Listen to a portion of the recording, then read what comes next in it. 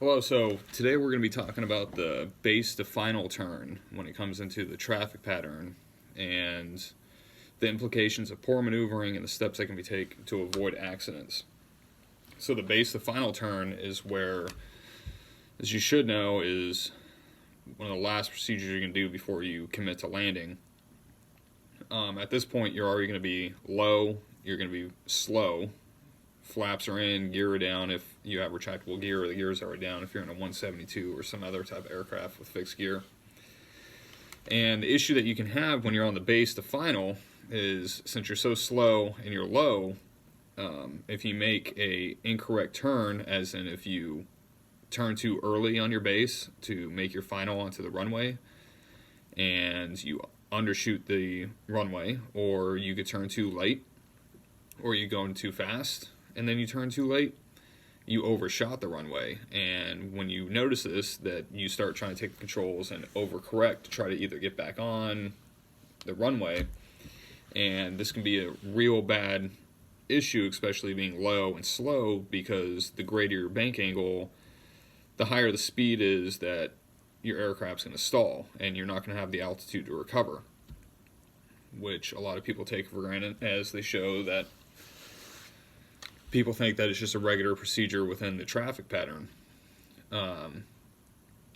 One thing you can learn is that, especially during your private pilot stage, is when you hear the stall warning, correct immediately. Add power, even out the wings, gain the airspeed, and start climbing. You always have the option to go around. That is probably my number one advice, is you don't have to land when you see the runway. You can always go around. We practice a lot in my FTA, and I just had to do it the other day. Example was, I got my complex rating back in 2003, and now being in commercial, I haven't touched a complex until now, and I've been doing my instrument training in a 172, and in commercial I just started picking up the 177 RG, which is faster and heavier, and it flies a little bit different than the 172 from my experience. And we're coming back to our airport. I entered the 45-degree downwind at night, and coming in, started making my base turn, had my speeds correct, did my gumps check, gear was down, gas was set, mixture, props, everything. And I'm on my base, and I started turning based off of what I could see below me, since it was right-hand traffic pattern to the runway due to the wind.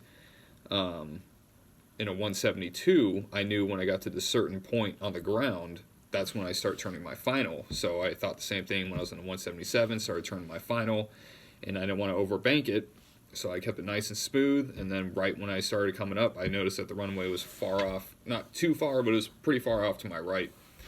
And my flight instructor asked me, he's like, so how are you going to correct for this? And granted, if I was more experienced, yes, I could have landed on that runway, but I elected to do a go-around, which I think was the safest and best scenario to do. So, gear up, flaps up, full power, and I did the go-around, did my crosswind, and then when I was on my crosswind, I was like, I need to extend this out a little bit farther because this aircraft is faster, heavier, and it drops sooner.